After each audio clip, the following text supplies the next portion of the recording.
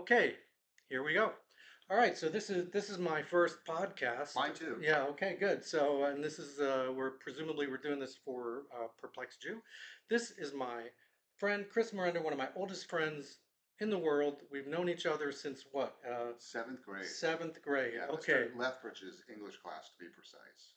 Was it 11? I thought it was Goodridge. Was it Goodridge? Goodrich. I don't know. Whatever. That guy. English. Yeah. So Seventh grade. yeah. So and since then, we've just we went through junior high school and high school together, and we're part of a large group of friends who call each other the Tonys, That's right. and we're very lucky to still be friends after all these years. Um, so anyway, I invited Chris onto my first podcast, and what I'm sort of seeing this podcast is doing is looking at what in Judaism we call Baal Teshuvahs. Baal Teshuvah means like master of the return, okay, or like which means coming back to the path, to the way of religion. I guess, well, I know in Protestant Christianity, it would be called like born again. Is Do you have a term for it in Catholicism? Um, well, it's like coming back or coming in for the first time, Okay. right? Yeah. So you kind of like Right. part of what I do in that part of my life, and we'll talk more about Yeah, that yeah. later. Um, is helping anyone, right, who's interested in learning more about the Catholic faith to see if that's the path for them Right. to get closer to God, Right. right? So, but yeah, it's like kind of coming back. It's my unofficial term Uh-huh. is the re-entry. The re-entry. Okay, good. Re-entry. I like that because also, I don't know if you noticed, but these lights are kind of spacey behind us. I can't, it looks to me like we're in some kind of Star Wars spaceship thing going on. And so, Chris is a deacon in the Catholic Church, and can you tell us a little bit about like what a deacon is? Sure. So, a deacon within the Catholic Church is we are ordained ministers. What that means is we have received the sacrament of holy orders. A sacrament in the Catholic Church is something that specifically is where God is either giving us His life within the sacrament of baptism, or um, enhancing His life within us. In this way, we're these for men who are set apart by God to be His holy ministers, or strive to be His holy Okay, all right. ministers. You try to be its own. Yeah, and the deacon Mhm. really is a servant. Mhm. So within the church, we kind of our life is to kind of emulate Jesus, the servant, and the kind of the poster or child, so to Mhm. speak, for that is when Jesus washed the feet of the disciples Mhm. at the Last Supper, Right. right? So only in those parts of in those days, right? Only the slaves would wash your feet, right? Mhm. There's no asphalt, Right. right? You walk around in sandals all Yeah, yeah, day, your feet are dirty. yeah, yeah. So that's where we emulate. So it's all about service to the poor, especially, and not Mhm. just monetarily poor. It's the spiritually poor, Mhm. right? The physically poor, the Mhm. materially poor, and then really assisting the priests and the bishops in any way that we can. Right. So, what's the difference between a deacon and a priest? So a deacon, which is the first kind of call it the first. I don't know what the right term is, but we're the first like level of holy orders. So every priest first becomes a deacon Mm-hmm. and then becomes a priest. Mm-hmm. Every bishop has been a deacon, a priest, and then becomes a bishop. Mm-hmm. So there's a couple of differences. One sacramentally, Mm-hmm. right? So the priests are the ones to, and the bishops as well. Um, they're really responsible for the spiritual welfare of of their community, Mm-hmm. especially the pastor, right? That's why Right. the pastors always look like they're tired because Mm-hmm. they're responsible for everybody's souls. Mm-hmm. Sacramentally, a deacon can baptize someone. I do that. Mm-hmm. We can marry someone Mm-hmm. in it within the sacrament of marriage in the church. Okay. Um, we deacons, we do funerals. We do it at our parish. We'll go to the funeral home Mm-hmm. as opposed to having it in the church. What we can't do is we can't take the bread and wine, right, that we offer at the Right. Mass and become the body and blood of Right. Christ. Right. So the priests are really, you can't can disconnect the priesthood from the Mass, Right. right? So they're running the Mass. I'm Okay. just kind of helping. Got it. Got it. So, so we, as we said, we know each other from way back. and we started to become friends in like junior high school, Seventh grade. seventh grade. Um, but I think we really became like tight friends maybe more in high school. Yeah. And I'm not going to get into all the like the various kinds of trouble that we got into. Shenanigans. But suffice to say, we did get into a lot of trouble. You know, we even got suspended from school together. Well, Um, that's uh, another story. that's another story. But I think if I were to, you know, I don't know if you know how in the yearbooks, I don't remember. I don't think our yearbook did this actually, where you get voted like most likely to succeed or whatever. But I sometimes think, you know, um, I know at least in my case, well, I think a lot of your case too, perhaps, you know, if there was a category of like least likely to become an Orthodox Jew and least likely to become a deacon, that I think we might have gotten that. That's right. So That's right. how did I know how I got there, but how did, or I think I know, but how did you get from you know the basically we weren't doing anything really wrong, but our lives were focused on having fun and partying and social stuff and joking around, and we still like to joke around. But like, how did you get from that to being a deacon in the Catholic Church? Okay. Yeah, and we'll go with the real Reader's Digest version. Right. For you Okay. older people, you'll know what that means. Yes. Short story. So, born and raised Catholic in a very Catholic household. And my parents were very active in the church and within their faith. Highlights for us in the Catholic Church, when I think it was in the Lutheran Church too, right? You become what we call confirmation, right? In eighth grade, right? You know, you kind of sit in a room, you're being taught by people to help you in this. And I remember them saying to me, hey, you know, what you're really doing is you're saying that this is what you want to do with your life. You want to be a Catholic. You know, you're kind of an adult in the Catholic faith. That's what eighth grade Chris remembers. And I remember going home to my parents saying, I don't think I can do this. I don't think I'm ready to do this. And it wasn't being a snarky kid, I tell you guys, if it was, right? I just really, like, they were like, think about it. And I did. And without missing a beat, both my parents said to me, you will do this. You will do this. Right. And I was dutiful at that one time, maybe in my whole life. I said, okay, right? So that was a little bit of I saw this kind of thing where it was like, I was asked to say, I'm ready. I'm telling you I'm not, and was told you're going to do it. Right. So I was like, oh, that's. Do you think that was the right thing to do for them? So I talked to my mom a lot later in life. My dad died when we were young, in our 20s.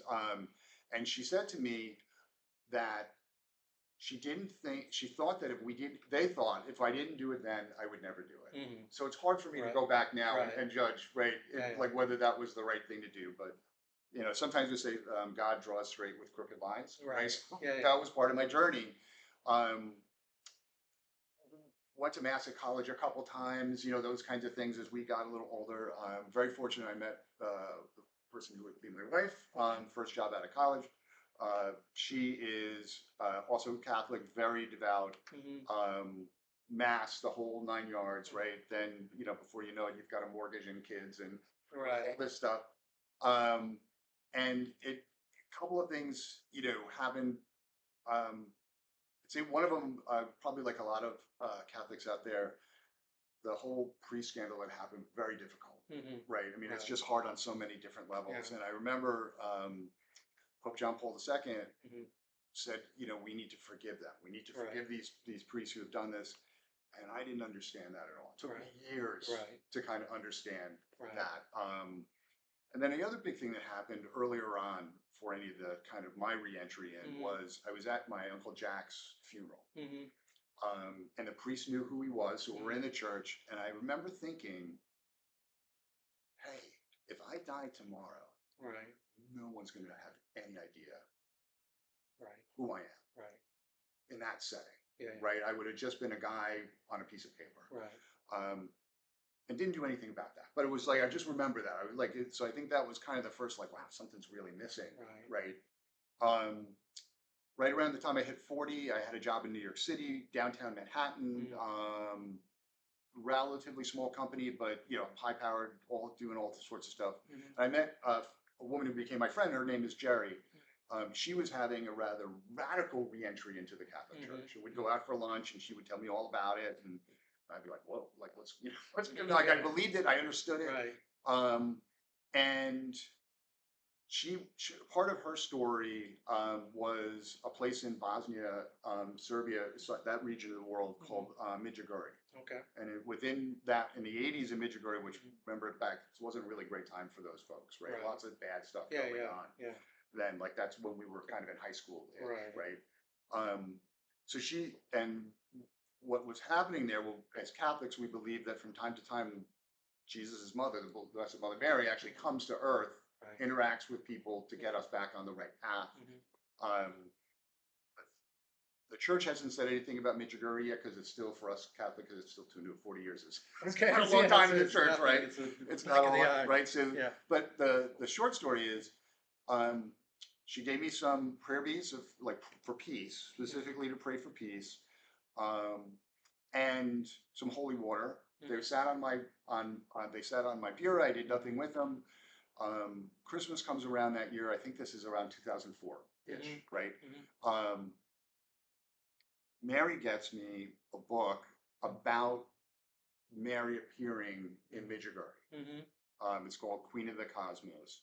And at that time, like, there's no, for me, right, as now a believer, there's no coincidences. So that spring before it, I had gone to church at Christmas the year before. Right. Did not go to church at Easter. By that point, I was like the 3 times a year Catholic, right? And my kids are little. Right. That's Christmas, Easter. What's the third time? And maybe Good Friday, somewhere in there, right? Like, or Ash Wednesday, probably Ash Wednesday, right? Okay. But just a couple times a year. And I'm not doing this, right? So I'm like totally not helping my children in their faith, right? That's a Right. we need a couch without parts. How old were they at the time? They were yeah, like I said, 90, so 14, 15, and like 12, right? So I'm, not a bad guy, not a bad parent, right? But I'm certainly not a good Catholic father as we would, or a good Jewish father, right? As we would want to be for our children. So I get this book, right? So I don't go to church at all, right? So it's almost a year now from church, and I read this book very quickly right after Christmas because that's when Mary got it for me. And then the big thing happens. So the big thing for me was I finished the book, and I immediately hear a voice that says, "Do you believe?" Like, heard a voice, or might have been inside, right? I don't know if anybody else at the house heard it, but it was literally like I finished the book, went like this, and I heard it. Right? So you actually you heard words. Yeah. Do you believe? Yeah. Wow, that's wild. Right? Yeah. And I immediately said yes. What did that voice sound like? It's funny. It's hard to tell, but it wasn't mine. Right. Okay. Right. So it wasn't my inside voice. Was it like a God voice? No. But it was pretty stern. Okay. It might have been my dad. Okay. Right. But it was a rather stern voice. Right. It was a very serious question. Right. I said yes, and then like there's a little bit of a pause, and then I hear, "Well, you better do something about that." So you heard that too? Yeah. Really? Wow. All in that moment. Wow, that's wild. Right. So, and that was the beginning. Wow. So let me backtrack a little bit because I have 2 memories of you from high school and junior high school. Well, I've got a lot of memories of Chris. Actually, I'm not going to share all those, but two kind of religious memories. And we don't need to get like too deep into them. I mean, one was, I remember, and I don't want to get into the specific issue, but we both used to be involved in the school newspaper. Like I was an editor, and you were what, circulation? Yeah, editor. And I remember there was a controversial editorial. Do you remember this? Yeah. Yeah.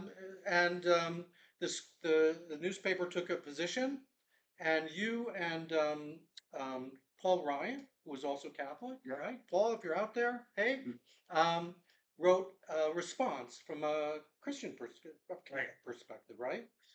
So what strikes me about that is that even though you weren't like in your daily life, as far as I knew, particularly practicing Catholic, and you never talked about religion, when that happened, you two both were very motivated and took it very seriously. And I don't remember if you got any resistance from like the administration on writing that, or No, I don't think there was any. I mean, I think that so there wasn't any that I remember. What I do remember though is just as right because we're like 17 then right? ish, Yeah, yeah, right? So I yeah, mean, just the whole idea that we're like not following what right, is going on right, and ready to kind of put our mouth, right, money where our mouth is, yeah, so to speak, yeah, was it was a big deal. I had forgotten about that right, for a long time. right. Um, Did I just stir up no, actually, dark memories? Yeah, Actually, yeah. Paul and I spoke about it at one of the Uh reunions. huh. We're going blurry again. We're just gonna Oh, there we go. power We're through. back. Okay. So Yeah. we can't move. Yeah. Yeah. So yeah, so that was. Is it okay to talk about what it was? So Yeah. no, I just I didn't want to force you into it. So you go. no. So with it was abortion, right? So Yeah. that was Yeah. what it was, and we just and it was. I think it was journalism working the way it should, Right. right? Yeah. The society working as they should. That we were, even though there was two of us, Right. we were allowed to say this is what we believe, And Mr. Bernardo, who was he was the advisor of the paper. He didn't give you any problem. He'd encourage you. yeah, yeah. I think he was like, okay, this is if you guys really feel that strongly, then you should do it. Did you get a reaction from the other? I don't remember that. I don't really Yeah. remember either. Yeah. Yeah. The other memory I have is of and I don't remember how old we were. I think we were in seventh grade when Mr. Goodrich's class. But I remember bumping into you at a local performance, like in Connecticut somewhere, of Jesus Christ Superstar.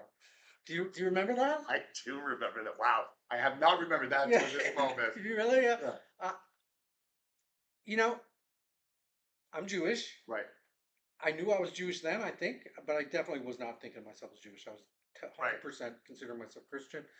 Um, but I still love that play, that musical. Yes. It's so like central to my almost to my identity. Like I grew up listening to that over and Your father over and really. over again. Your father. You've Yeah, talked about I've that written before, about my right? dad. My dad loved Yeah. it. And my whole family, but I think I particularly I was like addicted to that. I still listen to it sometimes. Um, and I wonder. Well, one I wonder is do you do you like the musical? And what do you think of it now? Because it's a little bit heretical. Well, yeah. So I do like it, Yeah, right? So yeah, and that was so. This is like my parents being my parents, right? Then right, we did the other one. We'll stick to Jesus Christ Superstar, right, but the other big one, in those days was Godspell. right. Yeah, yeah, which I also love. Right. So kind of looking back at it because we had Jesus Christ Superstar the album. Right, the Brown album. Right. Yeah. So we had that at home.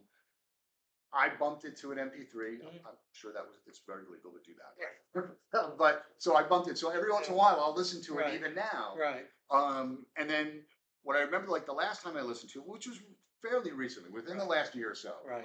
listening to it. And then I remember kind of going back and like trying to research like so what was actually happening within Jesus Christ Superstore outside of the soundtrack. Right. And the part that I found to be interesting was that the play, right, the movie, whatever, it stops at the crucifixion, Mm-hmm. Mm-hmm. Mm-hmm. right? Yes. So from a Christian perspective, like that's my kind of my current reaction was, well, you just didn't want to talk about that other stuff, right? Because that's the Right, easy, yeah, yeah, right? So yeah, then yeah. there's this person, he lives, right? Yeah, He's yeah. got a following, Yeah, yeah. and he dies, Yeah, yeah. right? And of course, from a Catholic perspective, Christian perspective, Right. like that's an important moment, Right. but it's really through the lens of the crucifixion that we say, wow, he really was who he says he was. Right. Right. Right. So, and I know that's not this, right? No, no, but I think, but that was kind of my thought the last of it. So it still was, and I think this is part of, I mean, maybe part of who we are, you Right. and I are is, so the fact that it was like, I didn't really think they did everything they could, Right. doesn't take away from all the cool stuff that they did and the music itself being wonderful and catchy and, Jesus Christ Superstar, who do you think you are?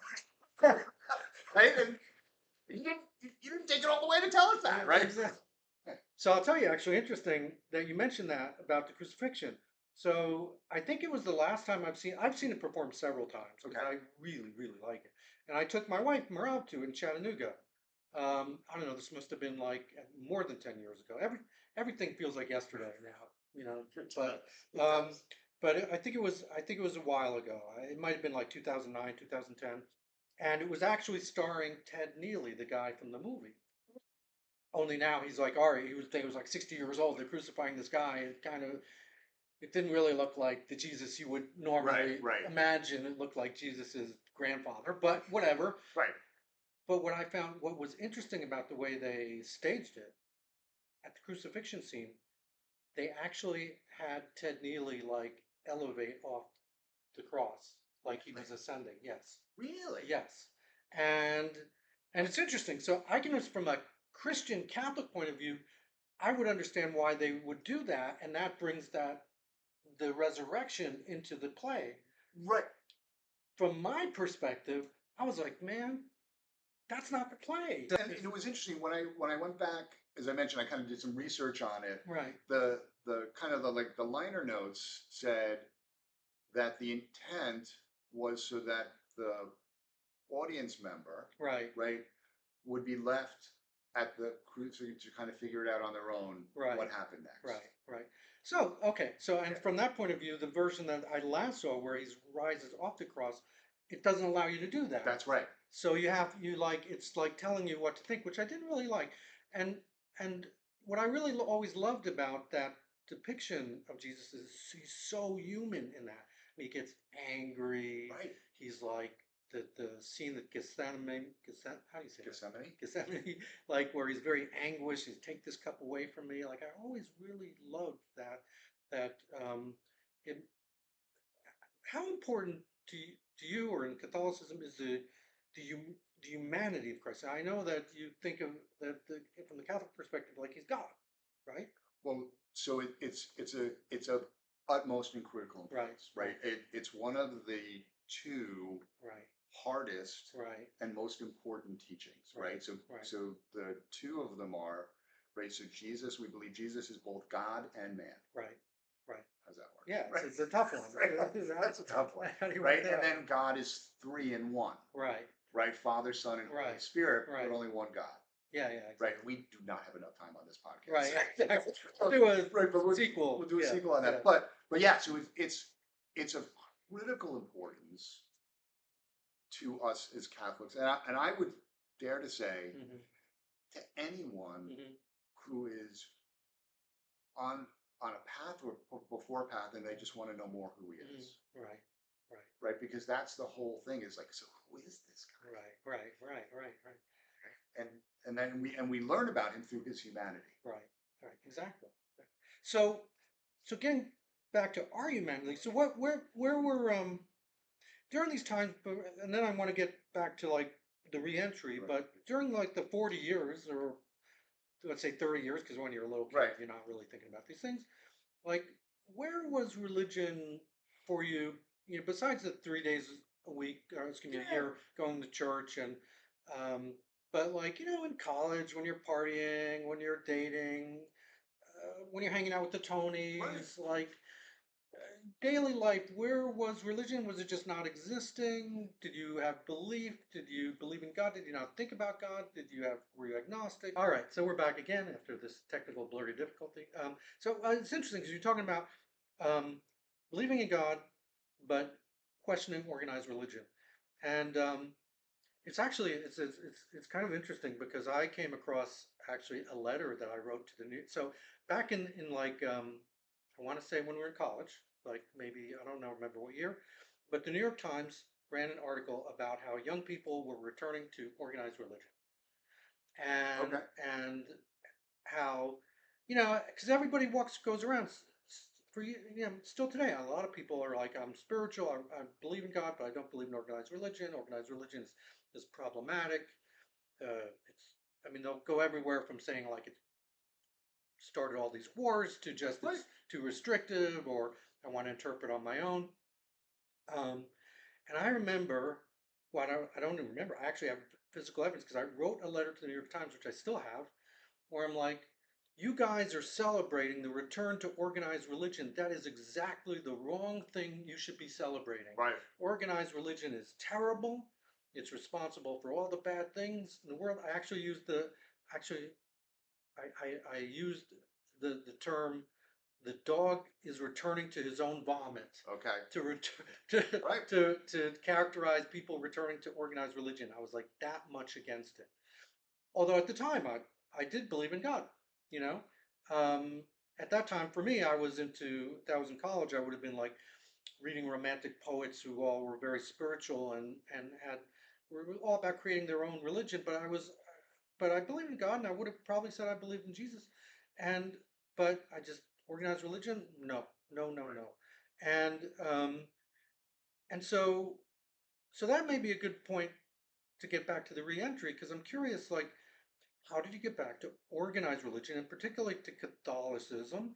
Because, in some ways, Catholicism, I think, is the most comparable to Judaism of like the Christian, like, variations, because there's a lot more ritual Yeah. and there's Absolutely. kind of more rules, Yes. I mean, depends who you talk to and what kind of rules you mean. I know they like baptism, certain forms of baptism, Baptist religion have very strict rules, like no dancing, which is not a Catholic thing at all, or no drinking. But I know also that, like, I don't know, I grew up with a lot of Catholic friends. My best friend growing up was Catholic, and I remember him saying, like, yeah, we have to go to church. And, it's like, we don't, like, because I grew up Protestant, and it was like, you didn't have to go to church. You were supposed to, it was a good thing. But he was like, no, no, you have to go to church, right? So, and I have a friend, well, we have a mutual friend who I know she grew up Catholic and now, maybe because of marriage, but I don't think so. I think that she's still a believing Christian, but she not a Catholic, Right. and and I could have chosen like a more mild version even of Judaism. Right. There's Reform and Conservative and Reconstruction and all these other variations that don't have as many rules and as many strictures and as much praying, right? What drew you? Was it just tradition, like I was raised Catholic, so if I'm going to be religious, I'm going to be Catholic, or was there something more than that?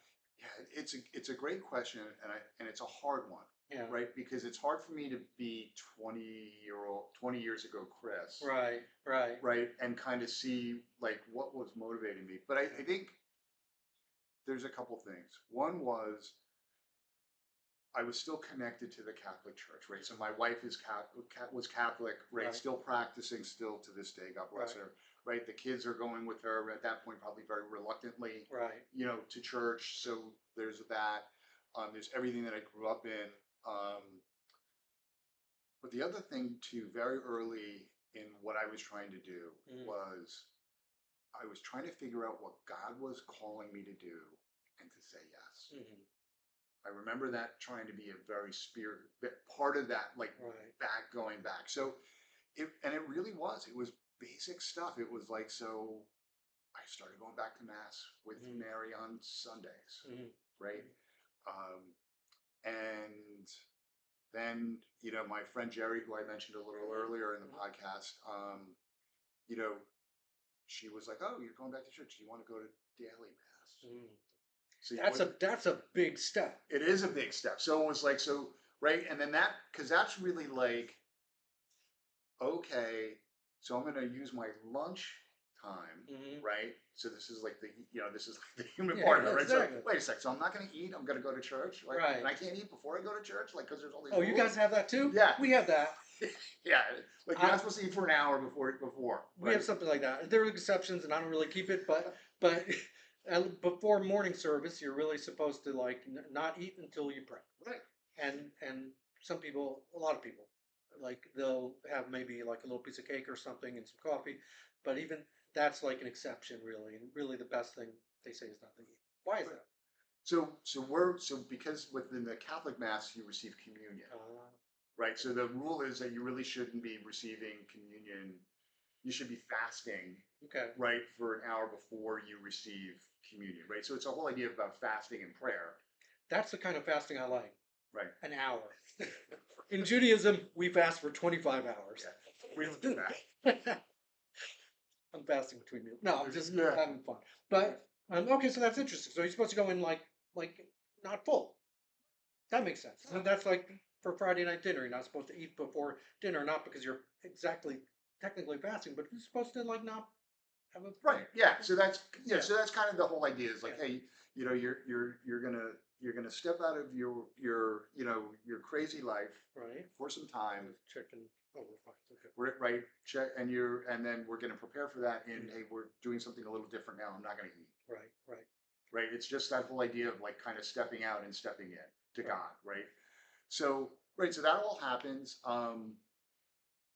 And I just, some of it's a little fuzzy in terms of I don't remember everything, but it was mass. I joined a prayer group, Right. right, in another parish, because it was like I don't know where to go, right? I kind of knew.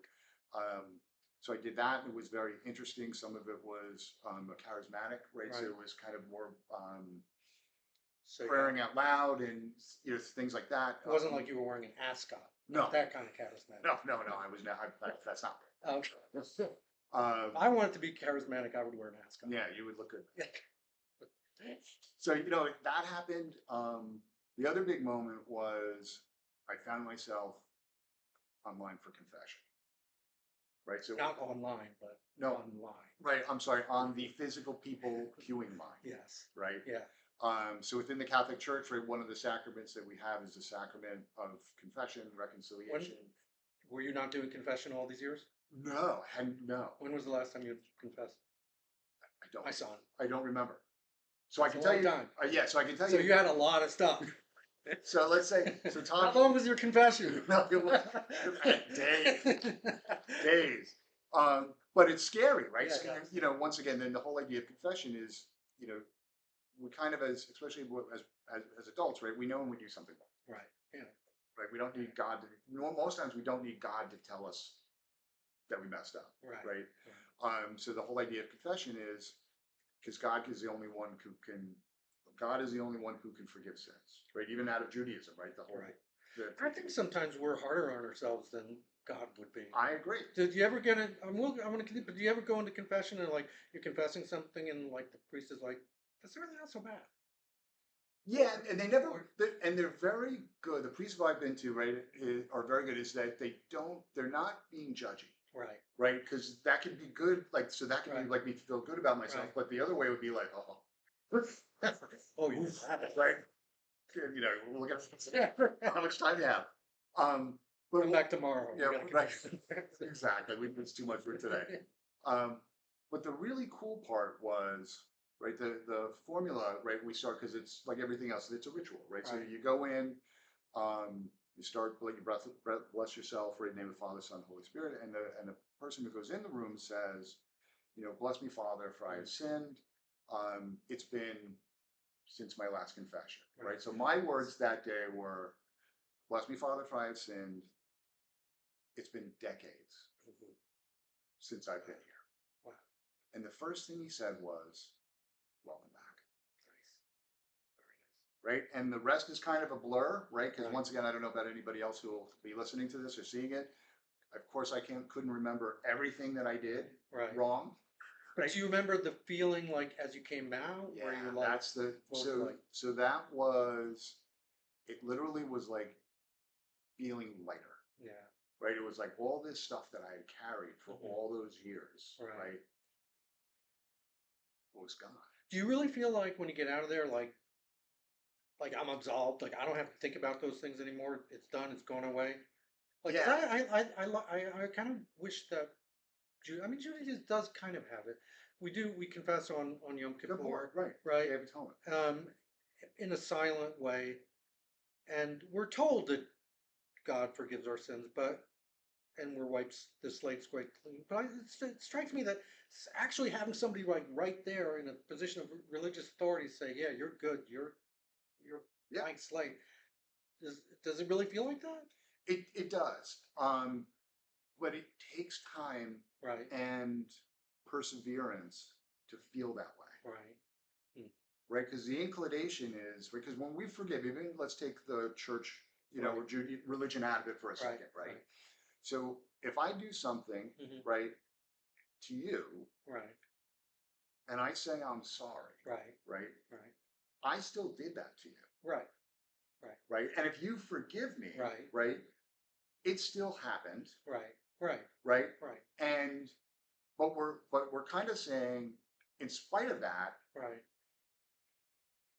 we're okay. Right. You know, Because I guess what I would say is it's like what it feels like sometimes is not like a blank slate so much as like, the old blackboards. I mean, you see this with right, whiteboards too. But let's say, imagine you have a blackboard, it's covered with chalk, and you take the eraser and you wipe it off. It's not black like it was correct, brand new. right, There's still like, you still see the streaks of chalk and it looks like it's been written on but erased, which is not the same as not having been written on at all. correct, right. And so I guess I'm asking, like, do you get to a place where you feel like it's really like it's not been written on at all? So I would say for me, right, Yeah. it's it's in spite of the fact that I know it's been written on. Right. That doesn't matter anymore. Right. That's nice. So you still see the chalk, but it's like, it doesn't matter. Right, because right, it doesn't matter, and really, so then what happens, right, is at least for me is like you have this like, okay, so God and I are square right now. Now, like I may have road rage in the parking lot, Right. Right. right after Yeah, the moment confession, you get out. and then I got to go back in line, Yeah. right? Yeah. Or the things that I struggle with, Right. I may continue to struggle with, right? Because Right. as you know, faith, whether it's Yeah. Judaism or Catholicism, Right. it's not magic, Right. No. right? It's Right. we're trying to kind of hold on for dear life, right, to the power of God within our lives. Right. And in spite of everything that we maybe think of humanly, we're still gonna, okay, so yeah, I was forgiven. Yeah. Because that's one of the things that happens is you kind of under attack, right? So Right. as soon as you try to, I don't know how it's been for you in your journey, Yeah. but as soon as you try to like get into some way of rightness with God, Yeah. well, then the other guy is coming around trying to knock you off. 100%. On Yom Kippur, we spend basically like 12 hours in synagogue confessing our sins and symbolically beating our chest, and we say it like 10 times over the day. And then the service ends at, let's say, I'm just going to throw out a time, let's say 8 o'clock Right. with sundown. And then it's a little frustrating, but there's a service for the evening after the Yom Kippur. Like, you've had the whole day, but now it's a new day, so you have to do the service for nighttime service. Right. And the nighttime service includes a confession of sins, because every service does. It does. Okay. And you've been confessing your sins all day, like 10 times. Why do you have to confess them again another 20 minutes later? Why? Because you've probably already like been in your head, if nothing else, like judging people or messing around. Right. And like, it's like, yeah, I know what you mean. So yeah, so it really becomes that whole idea of, and that's part of the ongoing belief, right? The ongoing belief is like, yeah, I'm really forgiven. Right. So despite all my imperfections, right? Despite my own brand of crazy, yeah, right? My brokenness, God still loves me, right? And has forgiven me for what I've done, right? Because that's really what within the Catholic faith, right? So a sin is really when we have a thought, word, action, or deed, right? Something like all those things. So it's like, I got to think, like I didn't do anything. Right. But it's like, it's something that separates us from God. Yeah. What do you say? Thought, word? My thoughts, and my words, and my deeds, and what I've done and what I failed to do. Right. Okay. Very nice. Right. So all those things, right? Because once again,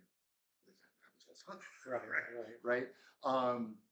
But that's that whole idea of like, so why do we feel, why do we feel right?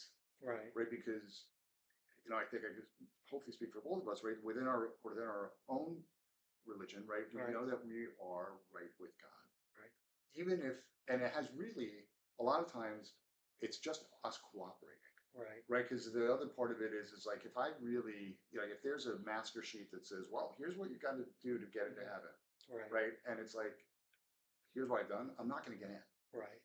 I'm only going to get in because God said, I forgive you for one of the times you messed up. Right. Absolutely. Right. And then the other part of it is hopefully, right, in this idea of, okay, so I'm learning, to be forgiven. I'm learning that I can be forgiven. Right. And then that helps me forgive others. Right. I remember once sitting next to this woman on an airplane. I was with my friend. We were going to Mexico, actually, just partying, having a good time. And we were sitting next to this woman who was, she was a missionary, Christian missionary. And she was talking about how God came into her life and the weight of the world was lifted off her shoulders. And I was like, geez, I would like that. You know? Right, Yeah. right. I mean, at the time, I didn't really think it was possible for me, and I'm not sure I ever did quite feel that way. I definitely felt. Did you feel like the weight of the world was shifted off your shoulders? I do, and it comes back Yeah. on a constant Right. basis, right? Yeah. So that's kind of the challenge, right? So Right. the challenge is, okay, so now like I've been lighting that load, I've done Yeah. that, right? Fall into the same Right. bad habits, yeah, Right. not like horrible habits, right? Right. You know what I mean? But it's Yeah. just the whole like, um, but the other part of it is like outside of the confessional, it becomes like, dear Lord, like, take this away. Right. Right. Help me to get better at this, Right. right? That's that whole, in prayer, right? That's the Right. whole idea of like, hey, if I can keep connected to God through prayer, which is from a Christian perspective, the simplest way to think about it is you're talking to God, Right. structured, unstructured, in a group, by yourself, right? So the more we do that, Right.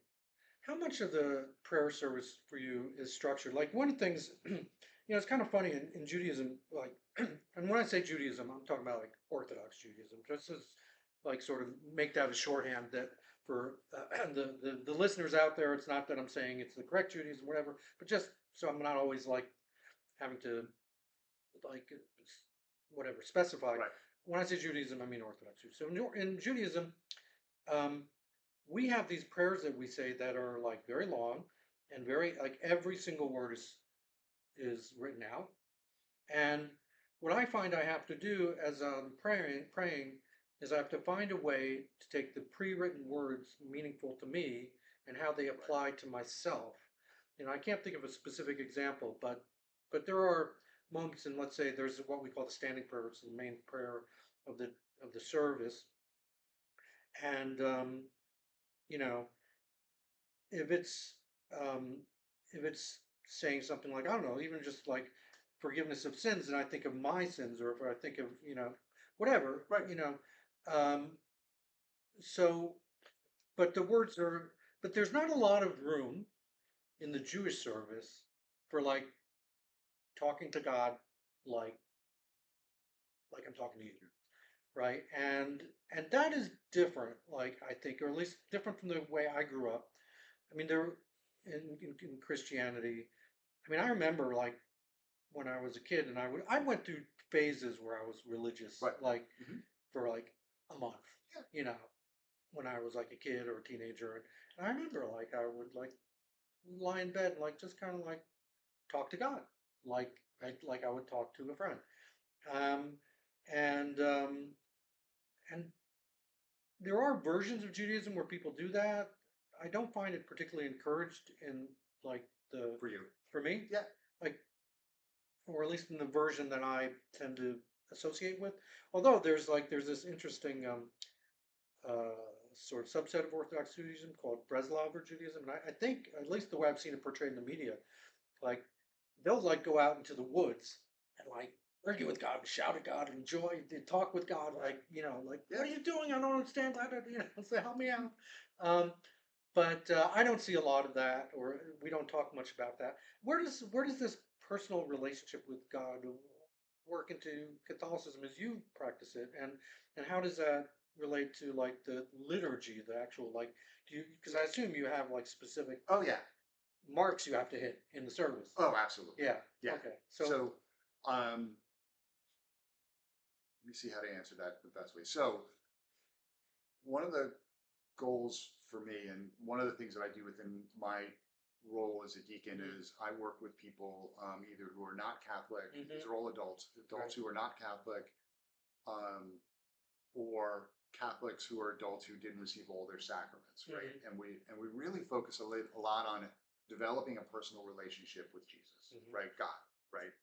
So ultimately, I I think that's the goal, mhm, right? That's the goal, because it becomes, that's the transition for like, hey, I'm a Catholic, right? To like, hey, I'm striving to be a disciple of Jesus Christ, right. right? So within that whole journey, Mhm, um, the Mass, right, right. is very structured, Right. right? So Right. you can walk into every day, you could walk into a different Catholic church Right. in every country of the world, and you would basically have the same outline of the Mass. Right. You would have the same biblical readings. Right. There's a little bit of That's why it's like Judaism. Yeah. Judaism is exactly the same way. well, I mean, and I don't think that's really Yeah. a surprise, right? Right. Because everybody like so this is a not a deacon Right. thing, right? So our original Hall of Fame, Yeah. right? Yeah. Everybody's Jewish, Right. Yes, that's right. except for Luke, Yeah, right? yeah, yeah, He's a yeah. convert, Right. Right. right? So the Mass really comes out of Judaism, Right. right? Where the Right. first part of the Mass, where Right. you're saying prayers together, and Right. then you're reading from Scripture, or somebody's Right. reading Right. to you from Scripture, Right. right? I'm sure it's very similar, Yeah, right? yeah. The times that I've been in a synagogue, Right. right? I'm like, oh, this kind of is like the Mass. The readings aren't exactly the same that day, but Yeah, the reading from the scrolls. Exactly. We take out a scroll, Right. you open a Bible, Yeah. but yeah. Right, but it's just that's Yeah, the same type yeah. of thing. And then from there, right, when we kind of get through then we have the sermon, Right. right, from the what I Right. call a homily Right. from the priest. And then we do a set of community prayers, right? And Right. then those can be very different. That's one of the things that the deacons are supposed to kind of have their hands on because theoretically we're in the community, right? And we can understand what's going on there. And then the second half of the Mass is really around the body and blood of Christ, right? So it's really it's a representation of what Jesus did at the Last Supper, right? And then once again, you can't go off script. Right. It's like it's literally what we're taught in the books that we have, and maybe one of these days I'll bring one. Yeah. Right? It's like you do the red, whatever's written in red, you do that, right? And then you say what's in the black. Oh, So the red is what you do, and the black is what you say. Yeah, so there's writing. What would give me an example of something that you do? That the priest would raise their hands and bless. And bless, right? So hey, priest, this is where you're gonna. You're talking about from the deacon perspective. Yeah. What about from the parishioner perspective? So good. So from the parishioner perspective, there are short times throughout the Mass where we have silent prayer. Okay. But it doesn't add up to more than 2 minutes. Okay. Out of how much? 45. Okay. Right. Ish. Yeah. Depending upon how long the homily is and and if it's a daily Mass versus that. So the real parts of personal prayer while you're in church for Mass are going to be before and after. And also during Mass, right? I mean, it's been a long time since I've been to a Catholic Mass, but there's kneeling, isn't there? Or is that not done anymore? No, right? So that we call it Catholic calisthenics, right? So you sit, you stand, and you kneel. Right. And really what's happening is, when you're kneeling specifically, those are normally like the holiest times of the Mass, right? So we kneel because within like a Jewish synagogue, right? You'll totally correct me if I get this wrong, right? So within the tabernacle is the scrolls, right? Within the Catholic Mass, within our tabernacle, right, is the body and blood of the body of Christ, right? Okay. That was already been what we call consecrated, right? So anytime that's really when those doors are open, right, or when that is happening within the Mass, everybody's kneeling. Right. So, okay, so we don't kneel. Well, on Yom Kippur we bow and actually get down to the ground, but it's very rare normally. But there's a lot of like, now you sit, now you stand, now you sit, now you stand. So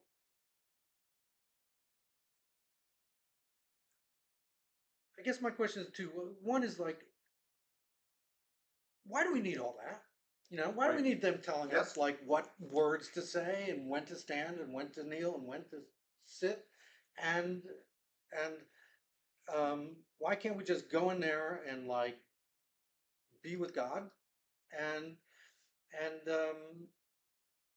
how do you, and at the same time when you are following the directions and saying the words that you're told to say, how do you make that your own, or what do you do exactly? That's a great question. So within the auspices of the Mass, right? Because once again, the Mass is really the starting point, right? It's that way that we come together as a community, saying the same prayers, re-establishing that we all have something in common, right? We're being called, same thing I think when you go to synagogue, right? You're kind of being coming out of the world, a community thing, right? True. And you're coming in. It's within the Catholic Mass, the first thing we do is we sing, right? So once again, one of my proof points is, right, so everybody in that whole church can not be a good singer, Right, right? right. But when we're all singing together, we're good. Right, right. So, no, that No, works, it's right? true. You're right. You never walk in, you're like, oh, that congregation doesn't know how to sing. It's like that guy might not have fun singing, right? But you know, Yeah. so part of this is within the mass, you really do it there to do prayer. So it's really more. I would look at the mass as a form of organized community prayer. So the challenge for all of us, whether you're in the pews or you're up on the altar, right? I think it's tougher on the altar sometimes, right? Yeah. Is am I reading the words or am I praying the words? Right. And I think for most of us, Mm-hmm. it is a challenge Right. to actually pray the words. Yeah. So one of the ways that I kind of do it when we're talking about the mass is we don't like go through the mass in one session or 2 Mm-hmm. sessions. We take a long time and we'll Mm-hmm. go through like, hey, here's what we're doing on page 1. Mm-hmm. Right. And we have things called teaching masses, which we don't do that often, right? Where the priest will actually stop. Right. Yeah, and he'll explain what we're doing. But that's really, I think, the challenge is, right? And because all those words are really important. Like, so we have one part in the beginning of the mass where we basically say, everyone, right, is supposed to be saying, hey, I'm not perfect, right? I've made mistakes, right? And we ask God, all the angels and saints, blessed Virgin Mary, and all of you, like all the people who are in there, to pray for me. Like I say those words every time I go to mass, right? And one of the times where we're talking together, I'm like, do you do that? Mm-hmm. Right. So every mass, everyone, every time you go to mass, everyone in that place is saying, pray for me. Yeah, do you? Right. Right? And it's, am I praying for them? Right. And how do you do that if there's 300 people in the church, right? But I think that's the challenge where it becomes like it's the spring point. It's kind of that one time we come together. Yeah. Right. And hopefully it's not the only time that we're talking to God that way. Right. And once again, I think for a lot of people it is. And thank goodness, right? They're coming, right? Even if they don't know why they're coming or whatever. But then you kind of, as I think you're saying yes for, right? So like, hey God, I'm walking into my 10 o'clock meeting. Yeah. There's this guy. That guy's going to be a problem for me. Yeah. Like, help me. Right. Yeah. And then that becomes, I think, more of it as we form this relationship with God. Mm-hmm. Then, yes, maybe we want the structure, right? And there's plenty of that. I think there's plenty in Judaism. There's plenty in Catholicism, Christianity. If you want prayers, we can talk about them all day and all night. But then there's that time where, to your point, hey, if it's in, if it's in my bed at night, or driving in the car, or screaming out in the woods, right? All that one-on-one, right? And once again, I think it's natural and okay to be mad. Yeah. Right. Sometimes things that happen in our lives, it doesn't just because you become a follower of God doesn't mean your life is all puppy dogs and rainbows. Absolutely. Right. Exactly. Right. So I think that that's kind of and that's the journey for me. Like that's part of the journey. Why I'm so interested in what you've gone through. Right. And not to sidetrack us too much, but there was a time fairly recently where you and I and I think it was Gil and Dave and our wives were all together up in LJ. Remember that? It was a few years ago. And you and I actually talked a lot. Right. That time, and I wasn't surprised at this, but I remember thinking and talking to Mary on the way home. I was like, I think Tommy and I have more in common. Than I do with a lot of people who say they're Christians. And I'm not saying they're not. Right. But I mean, and which is kind of a cool thing, right? Because it's like we're two different, Judaism versus Christianity. But you just like, wow, it's like kind of like there's so much stuff that's like you're still on the path. Yeah. And I have a bit of a heretical Jewish perspective, which is, that God tells us which path to go on to, or directs us to a specific path. And he directed you to Catholicism, and he directed me to Judaism. And I don't feel the need, even though there are things in Judaism that are incompatible with Christianity and vice versa. I don't feel the need to think about those, and I don't care really, because I think that God created all the religions, and and wants some people to follow one, and I know that's not a Jewish uh, perspective. That's not really a Christian perspective either. But let's get back to the biography a little bit. Yeah. You know, I wonder, like, and again, it might be a little bit different because, like, Judaism is a bit more, in some ways, more visible, like wearing the kippah or not eating certain foods. Like it sort of insists that you make public like your religion on some level, um, either by what you're doing or by what you're not doing. But still, you're doing a lot of things. You're going to daily mass, and you're identifying as a practicing Catholic, and you're becoming a deacon. And I'm wondering about, like, there were a couple moments early on for me. Like, I remember this one time. It was actually at your house. You were having a Christmas party, and I don't remember what year this was. I'm going to guess it was around 2005. And I had just gotten back from, I was in Brooklyn for some reason, like spending some time. I guess maybe I'd spent Shabbat with some Orthodox people, and a rabbi, and I came, I think, straight from Brooklyn to your Christmas party, and I was wearing tzitzit, which, for those of you who don't know, these are these ritual fringes that Jewish men wear. It's like an undershirt, and it's got these long, like, strings, four strings that hang out. And very religious men wear them all the time, and they always wear them out. But you don't have to wear them out. You can wear them in, so people don't see that you're wearing them. Um, and and I remember coming to your party. Now my head was, I didn't have to worry about my head covering because I was wearing my Santa hat. As any good Jew Yes, should any be doing good in Jew that would be wearing. setting. That's right. Yes, exactly. But but um, but I took my tzitzit in, Okay. because I felt awkward and self-conscious.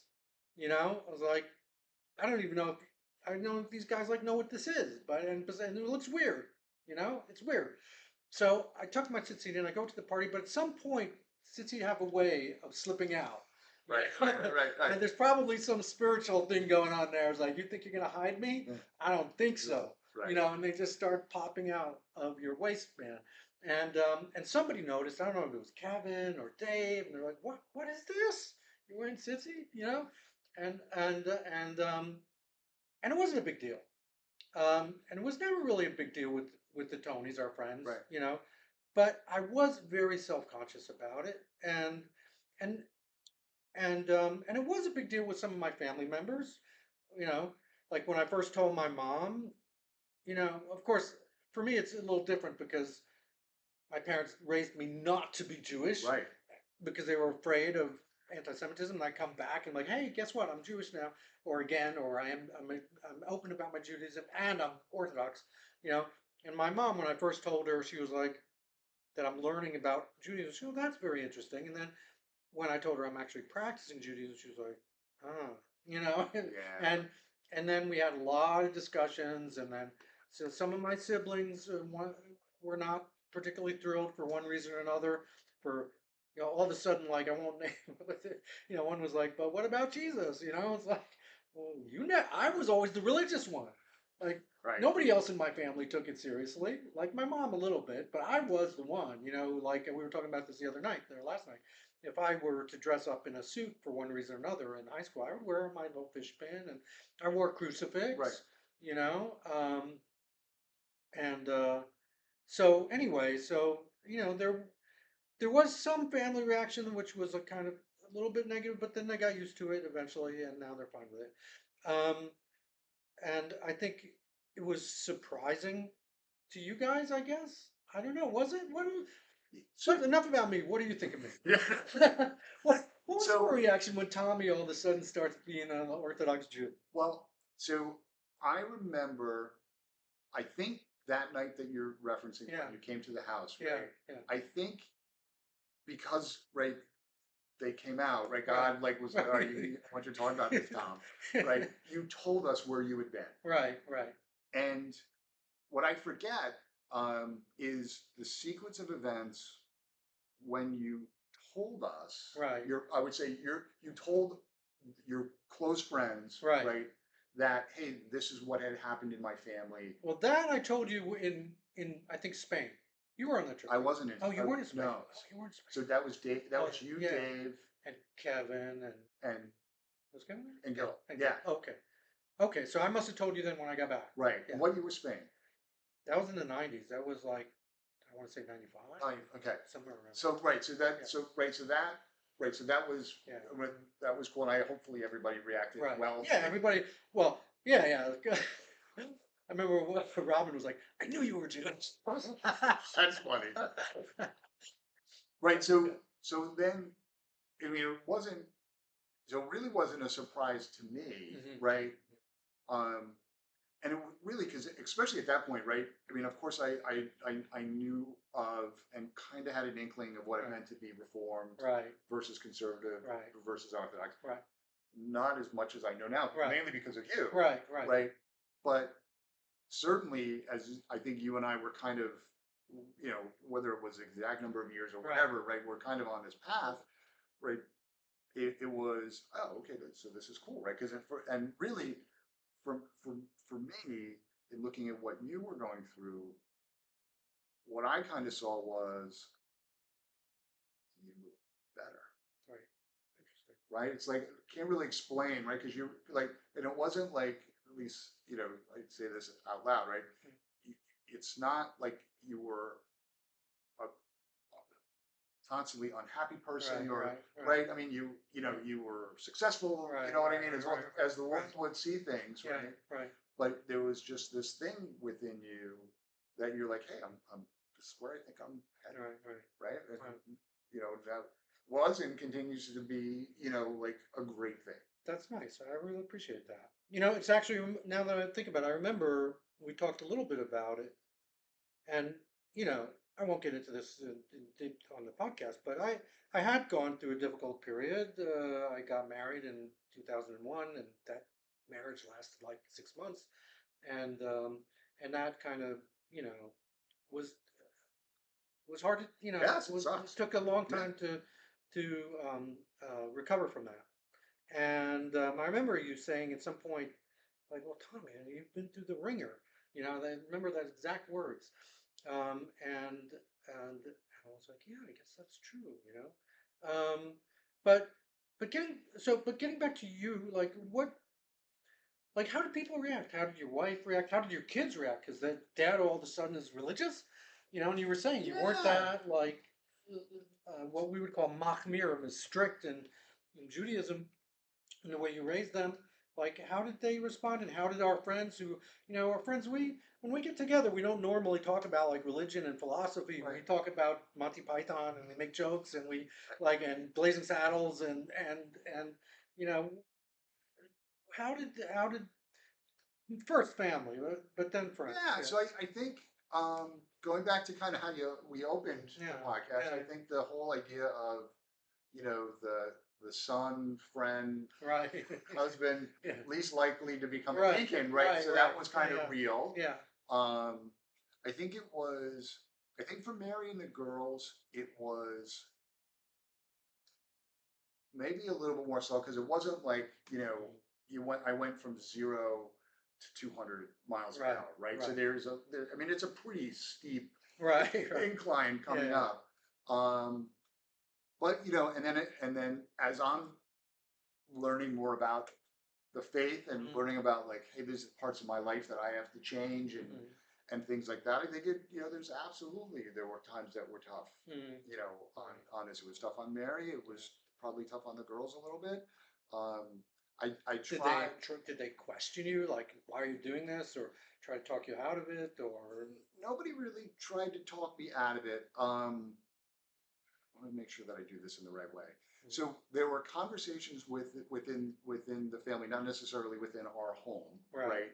Where I became kind of the, like, well, what about this about the church? And what about this about the church? Right. Of course, I got a lot of that too. Right. So, and all valid questions. Right. None of them were really out of line. And most of the time those came out of love. Right. Sometimes maybe not so much. one of our good friends, I just remember we were driving one day and he said to me, "Are you okay?" Mm. Like one of the reactions, which I think is kind of natural, is, "Well, are you physically? Are you okay? Is this why you're kind of Oh going yeah, back?" right, And I was right, like, "No." yeah, And once again, it was really one of those things where this whole idea was, "Hey, you better do something about it," right? That was kind of in my like right, those were the words, right? Hey, right, yeah, yeah, you better do something about it. Um, is you know, and for me, it was never really like, "Hey, all I want to talk to you about now is religion," right, right? right, Or I think, right, because once again, the other thing that at least my belief is very difficult to start a conversation with. Well, can we talk about what you're doing wrong? right, right, Right? right, Let's start there, yeah, yeah, yeah, right? yeah, And I don't think like that anyway, right? So right, that's never been kind of right, like how I've been. It was never like, "Hey, I'm doing this now, so you should be too." right. Um, and even with the girls, like we never like it wasn't like You are like upset. Now you're going to start going to church. no, and that was and that was a gift too, Right, right? To right, kind of do that, and then it seemed like so fast, but then once again it was more like so what what haven't I given yet, right, right? Because I think we all kind of like like I'll give you like 90%, right, right. but that 10% Yeah, yeah, you can't have, yeah, and I pretend that he doesn't even know about yeah. Right, that. He's like, "I already know about that. right, It would be better, right. right?" And I think over time Hmm. I think what people notice, and it would be Hmm. interesting to ask them, Hmm. right, is that I was just better, Right, right? So, like, in retrospect, I really didn't feel like I had many holes in my life, right? I was right, married to a wonderful person with all the ups and downs, right, right, of right. and challenges of marriage and Yeah, raising children and making a living and right. all that kind of stuff. But there was just this, and it really kind of, I recognize it now as it's peace. Yeah, that was the word, exactly the word I was going to say. Seems to me like you've been more at peace. Yeah. Yeah, that's great. So yeah, so Not that's that you weren't before no, exactly, but now it's like, yeah, yeah. yeah, that's very cool. Let me ask you, let's just start, maybe we'll start to wrap up a little bit. I want to talk a little bit about like faith and doubt. And, I remember when I was first in Israel and Jerusalem, and I was hanging out with some young men who were learning from the Orthodox and thinking about getting more religious. And it's a very, again, Judaism in some ways is a very demanding religion. And I do not, to be honest, I don't think I'm keeping up as much with my religion like practices as you are with yours right now. Okay. I'll just be honest about that. I'm like not praying every day, and I'm not, I'm doing a lot of things, but I still, I'm there, still, Jewish, Orthodox, whatever. But I remember this one young man saying something like, "In order to be Orthodox, you have to believe in God like you believe in your finger, right? Do you believe in God like you believe in your finger?" So I don't have any doubt that God exists. Okay. I would say for me that isn't like and I don't think I ever really did. Right. Right. Right. So it it really for me it's one of those things of so I believe right that a God exists. Right. From a Catholic perspective, right, we would say that we can use our human intelligence Right. to know that a God exists. I don't need to have faith to Right. know that God exists. However, Right. to know what this God is about and what this God wants from me, Right. he has to tell us. Right. So that's also the thing, right? So there's like really two parts of being religious in a organized religious way. One is you have to believe in God, or basically, I know you have to, but I mean, it certainly helps. Right. And the other is you have to believe that God communicated to the people who organized your religion in a way that they understood it and are applying it correctly. Right. So like in Judaism, like we believe that God gave the Torah to Moses on Mount Sinai, and Moses gave it to his disciple Joshua, and Joshua Yes. gave it to his. And it's very much like in Catholicism, where you have the laying of the hands of the tradition, Yep. and that this tradition was passed on accurately and interpret it accurately, like the medieval sages, and Right. for you have Yeah. Thomas Aquinas, we have Maimonides, Right. that they interpreted the teachings correctly and communicated them correctly and set up like a whole system of worship that reflects God's will. Um, and so it's really two sets of beliefs. It's belief in God and it's belief in the institution, Right. right? And um, so um, I don't know, like what there's a lot of discussion on Substack among the firm that is religious Jews about people who are even there are people who don't even believe in God but continue to practice Orthodox Judaism because they feel like it's just works for them. Like the lifestyle, the value system, the community, and they call this orthopraxy. That's the practice of Orthodoxy, right?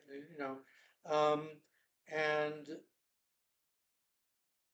and I would say for myself, like I, I mean, to some extent, what I've argued on Substack is to some extent we're all doing orthopraxy, which is what I mean by that is like if we believed really, really like I know I'm here, I have zero doubt that I'm here, and if I felt that's not just that way about God, but that way about the institution that I belong to, then I would do everything I'm supposed to do. I wouldn't hold back that 10%. Okay. Right. Right? Right. Like if you knew, like it's like if you're driving and there's a cop behind you, you don't speed, Right. you don't use your phone, Right. you make a full stop Right. at every stop sign, you do everything you're supposed to do 100%. Right. You don't be like, well, I can kind of get away with this. You're like, no, there's a cop behind me. I am driving perfectly. Hands like, Right. right? And why? Because you know, there's no question about it. There's a cop behind you. There are consequences. Right. I'm not saying that God is a cop. I'm just saying that if we believed in God and the institutions with that like so firmly, then we would do every single thing. We would never so I think there's always, I would argue, there's always some little bit of us that's holding back that's like, yeah, I do believe, but maybe not. I don't know. I don't know. What do you think about that? So I would say that's the journey. Okay. Yeah. Right. So I think from a and I might have said this earlier. So I strive to be a disciple, Right. a follower, Right. right, of Christ, right, and I think even within Judaism, right. So all the rules, Right. right, are love God, Right. Shema, Right. Is that the right way to say that? Right. Well, Shema means I shall love the Lord with all my heart, all my soul, all my... that follows the Shema. So the original Shema just means like listen. Okay. The one line is Shema, listen, Israel, the Lord God is one. That's that. It just, which means basically everything's God. Right. Okay. You can't divide them. You can't. Everything is just God. But then we follow that up with another prayer that says, "And you shall love the God with all your heart and with all your soul and all your might." And yes, right. Yeah, absolutely. Right, and then so Jesus says that, Yeah, right? yeah, So yeah, within yeah, like that's our whole yeah. thing, and then the second part of it Right. is love your neighbor as yourself, Right, right? right. So if everything kind of rolls up to those, right, then how when you talk about that whole idea of I don't think I have to consciously try to do God's will, Right. to do God's will. Hmm. So I have to participate, Right. right? But I don't have to figure it all out. Right. Right. So it's not like, okay, God, what do you want me to do now? Right. Which, by the way, is not a bad prayer. Yeah. Right. I don't care. I don't think it matters what religion you are. Right. If you right, believe there's a God, right? Help Yeah. me out today, right now. Right. What do I need to do? But that's, I think, part of it is it's all this part of. So God knows we're not perfect. Right. Right. And we can say, hey, God, you know what? I don't want to give you that 10%. I'm not perfect. I'm not doing all my prayers. And I think, and this is, I've heard other Catholic leaders. Bishop Barron is one of the ones. He's a bishop in Minnesota, very big on the internet. He'll say, yeah, I know, but I got a job for you, right? And I think that's, and that's the journey, right? So it's like, first we come into this and we're like, yeah, we're going to spend a little bit more time, Mhm. right? I think, and that was how I started. I was like, all right, if I got to do something about this, and I know the book, I know the roadmap, right? It's Right. like, mass, but I got to go to confession. I did that. And then there's, well, what is there, right? Right. After that. And then there's like, oh, you know what? You got to be, I think I could say this for either of us, like, you have to be, you have to be a good person, Right. in public. Right. And you with, you're doing that, like you said, like just how you wear, right? Right. Is you're doing that, like, it's interesting as a deacon, right? I don't wear, I can't, I don't wear the collar often, Right. right? I have one. Oh, we do. Yeah, I have one, but I don't wear it that often. It's not, at least in our archdiocese in New York, it's not really what we wear. Not the practice. Right, it's not the practice.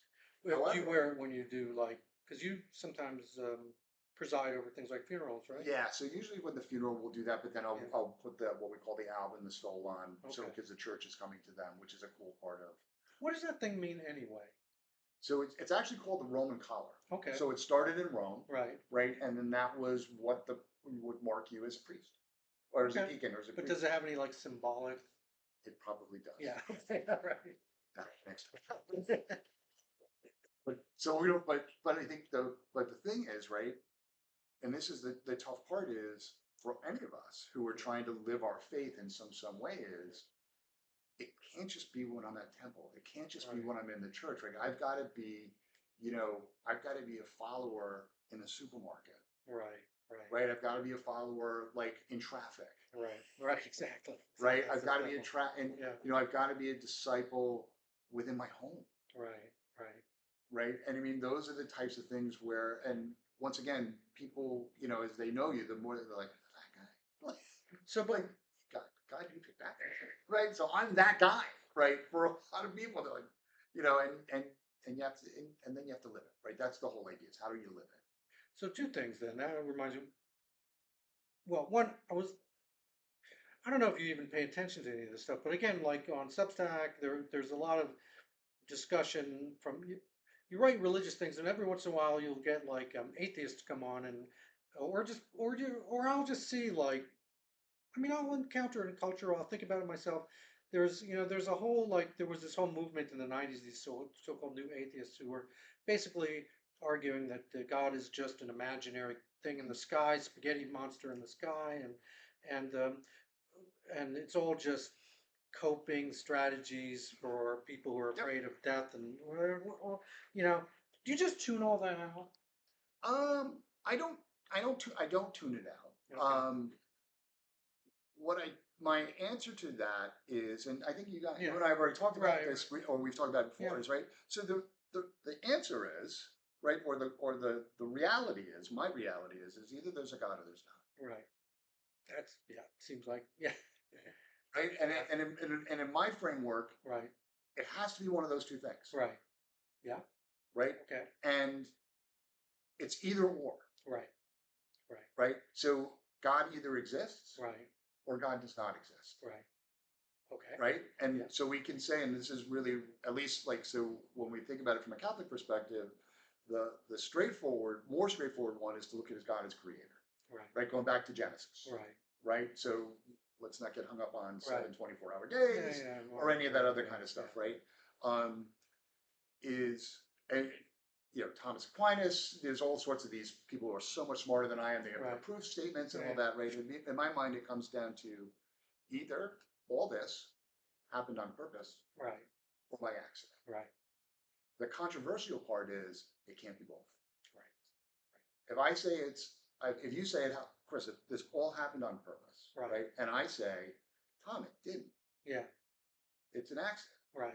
One of us is, in my world, one of us is. No, I 100% agree with you. And that's countercultural. Right. There. Yeah. Right. So, and then within a Catholic framework, right, we would say there's more. So the atheists kind of come back to that as, well, you can't prove it. Right. Well, they can't either. Right. None of us can do a science, but however, we have our observations, we have our minds, right? So you think about so just the fact that there's photosynthesis, right? There's, all these things out there that just don't make sense that they happen by accident, right? And once again, and what I do is I don't spend too much time on trying to argue the other point of view on this. right? In my mind and in my heart, and this is one of those places where I'm aligned, Right. right? Yeah. Heart and mind, I believe that there's significantly more proof Right. that a a creator who created all this on purpose Right. makes more sense than there's nothing and all this just happened. Right. Yeah. That's and I mean, it does. I definitely feel that way too. I guess the other thing I would add to it, or the way I look at it, there's this whole thing. It's called Pascal's wager, where Pascal he said like, look, if you believe in God and there is a God, then you go to heaven. If you don't believe in God and it turns out to be a God, then you go to hell. So you may as well take the safe bet and believe in God, right? So yeah, I have a different version of that, which is like if you um, if you believe the world was created just by accident, everything is just random molecules, atoms bouncing up against each other, and this very talk that we're having is just like we're just basically flesh robots and meat puppets and whatever. Like that's one thing, and then there's living a meaningful life through religion. That's the other. And like my wager is like, you know what? This just feels a lot better to live right. with belief than to live with randomness. And so my wager is, regardless of what the truth is, this is just a better way to live. So I'm going for this, you know. Yeah, But I also have the faith, and I think sometimes I have what I have in me is a little bit of a like well, we might call it a Yetzer Hara, the evil impulse in Judaism, but a little voice that's always like nagging and questioning, what about this, what about this, what about this, you know, and um, and that's with every part of my life, not just with God. It doesn't matter. Like right. it might be like Absolutely. I'm having breakfast. Well, maybe you should have this, you know. So, Right. Hot sausage today. exactly. Um, Right. For you, that would be really bad. yeah, Right. yeah. Well, there's chicken, but anyway. But so where am I getting with that? So part of me just has to, you know, tell that part to just be quiet because you're not helpful. It's not helping me live a better life to always be like second guessing, Yeah. you know. But here's the last thing I was gonna just sort of ask you about. Yeah, we gotta wrap up, but um, so you talked about like being a better person and how religion, you have to take it with you into the supermarket, into the and into the car and with your family. And so again, a lot of people would say like, okay, so just be a better person. Like, what do you need all this? What do you need to go to mass for? Right. Even Jesus just said, like, be nice to people, Right. do unto others. Like, what do you need to go to service? 5 days a week or 7 days a week or whatever. And like, what would you say to that? So I would say that I've tried. Okay. Yeah. Right. I would say Yeah. that time before I Yeah. came back, I was Right. doing all those Yeah. things. Yeah. Right. I wasn't trying to be an SOB. Right. Right. I certainly, even in retrospect, while I was serious about my career and Right. it was important because that's Right. how we ate and paid the Right. mortgage and all that kind of stuff, I was really never the type of person who was like, I'm going to get there no matter how I could get there. Right. And Right. once again, I'm not saying that's a bad or a Right. good thing, but it wasn't. I can just tell you it's better for me Right. now. Right. Because what I've found, right, is for me, it's kind of like the spirits. Let's just kind of say that spiritual part, right? And for me, that's being a Catholic, right? Right. Right, and all that entails or doesn't entail, right? Because Right. 20 people will say it means 20 different things. That's right. But all that for me is I'm I'm I'm not on my own anymore, Mm-hmm. right? And I yes, you can explain that away, and it's a Right. coping mechanism and all that kind of stuff. And I would say, you know what? Maybe you're right. Mm-hmm. I don't believe that's right. I Right. believe that the whole idea that when I'm trying to live a life where I'm trying to love God, Mm-hmm. right, and love each other, and really, and from a Catholic perspective, right, the fancy way we would say that is meaning willing the good of the other, Mm-hmm. right? If I'm truly Right. trying to do what God is asking us all to do, which is to take care of each other, right, and it's not because, hey, I'll come on your podcast, but you got to pay me $1 million, right? Right? Well, that's not Yeah, happening. it's not happening. This podcast, no. Right. Right. But doing it right, even something as simple as this is doing that because it's like we want to enjoy each other's company, Right. right? Because it's it's something that's important to you, and if it's Right. important to you, then Right, it's yeah. important to me, Yeah. right? That's energizing for me, right? And because really what happens is, I think the part of it is I can do all that on my own. Right. And you know what? Maybe you can. Yeah. Maybe you can, right? Right. I haven't been able to. Right. And at the same point, I really think that when we open up to God and whatever way we do that, right? We can really differentiate. You asked me kind of like whose voice it was. Right. Right. Right. So for me, 20 years later, right, there's three, right? There's Right. three kind of competing. And once again, it's not schizophrenia. Right. Yeah, Ladies and yeah. gentlemen, right? I'm not hearing them all the time. Right. That was a very unique moment in my Yeah. life. But it's really, right, there's mine, Yeah. there's God. In my mind, there's me, there's God, Right. and then there's Satan. Right? There's three, Right. right? And you could say it's the world, it's the Right. culture, blah, blah, blah. Right? For me, it's the big three. Right. Right? What happens is, for me, kind of where I am, I'm kind of clear when it's God. Right. Right? I'm kind of clear when it's God. The other two, Yeah. I have to really look at that. Yeah. And really be like, all right, so is this I want this? Right. Is it the other guy who really wants me to do this? And then, And does the organized religion help you figure that out? it does. Yeah. And I think because it goes back to the more I talk to God in prayer, Right. whether it's the very formal, right, go to mass every day, Right. it's the same words all the time, Right. receiving, the Eucharist, which is a big part of Catholicism, Right. to the saying my prayers at night, right? All that part is like, it helps me kind of understand, like, okay, well, what do you want? Right. And I think part of that is because I ask. Right. Right? Because most of the people that you and I know who, this is this is an opinion. Most of the people who you and I know who are out there, right, are doing the best they can. Yeah. They're trying to live good lives, Yeah, right? absolutely. They're doing all this stuff the right way. They're trying to do it as best they can, in whatever fashion they can, whatever works for them. And to your point before, right, God uses that. Right. Right. So my belief is that, right, we have this crazy thing called free will. Mm-hmm. Right. Right? Yeah. Where God wants us to be happy. God wants us to help each other, but it's never going to force us. Right. Sometimes I wish it would. Yeah, exactly. Right? It would be easier, a little bit easier. But that, so that's where part of it is, hey, we're all on a different part, right? And I think a lot of times what happens is the cultural way is like, I want to focus in on where we are different in our paths. Mm-hmm. Right. And where at least from what I want to do is, I want to just kind of recognize that we're all on the path. Mm-hmm. And then part of my job, in that role of a deacon is, my job is to help you get where you want to go. Right. Right. And sometimes I'll talk to people and they'll be like, hey, I think I want to join the church, but I'm not sure. Right. Great. That's a great position to be in. Mm-hmm. Let's talk about that. Let me teach you more about like what it is, to do that and how we do it. And once again, the center part of that is, right, mass. And, part of me is like, so when you're a kid, right, you're like, you gotta go to mass, Right. You gotta go to church, right? And then the other part is, at some point, hopefully we come to a point where it's like, I have to go. Right. So that have to go that comes from the inside and not, it's like you're or from hearing God or from your inner voice, not from like the outer like authority. You must. It's kind of like I have to own it. Yeah. And then it becomes not oppressive. Correct. Right. Interesting.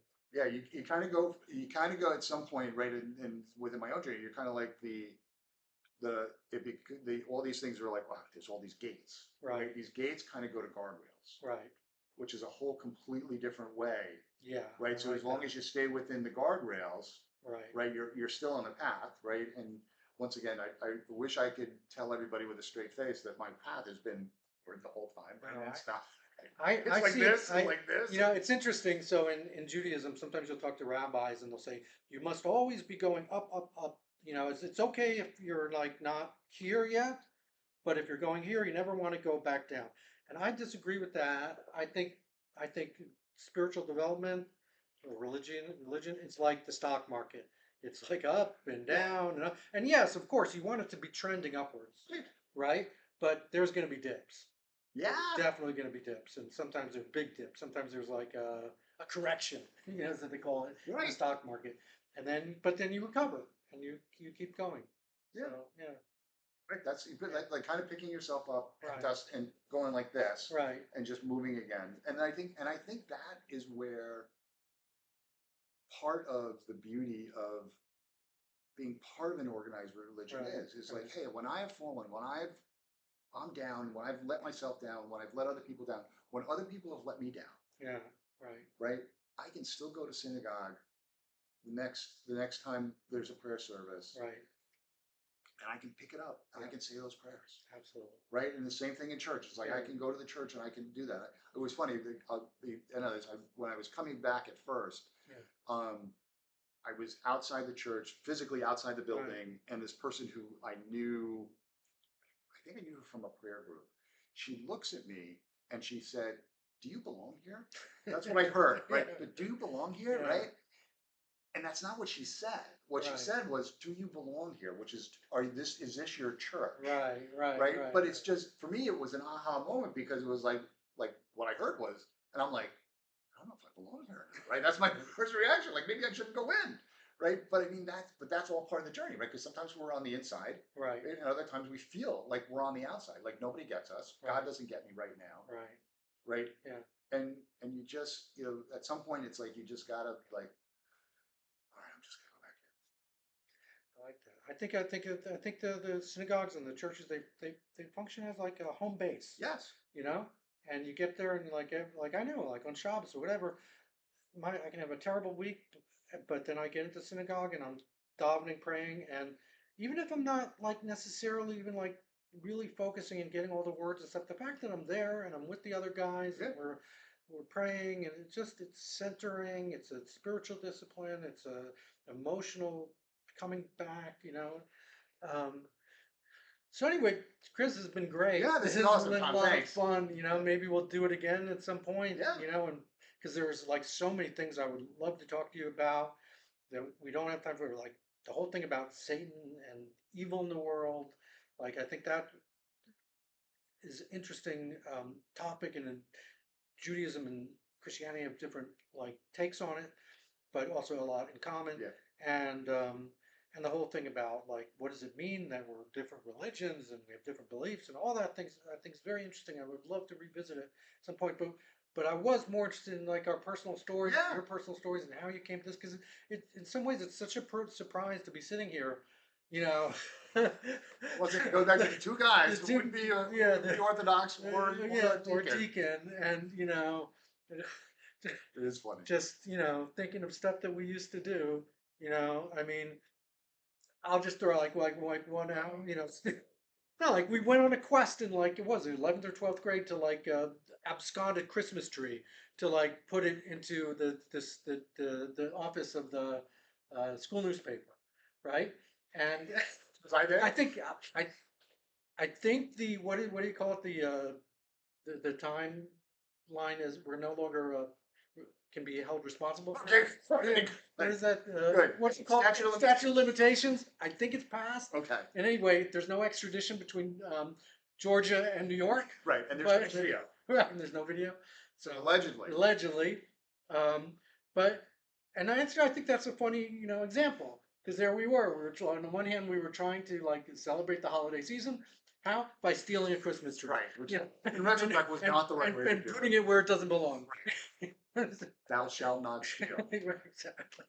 We both broke that. Yeah, but here we are, and so it's great. Yeah. Anyway, this has been a pleasure. Yeah, mine too, Tom. Thanks. Chris. Thank you, everybody. If you made it this far, God bless you. God bless you. Take care.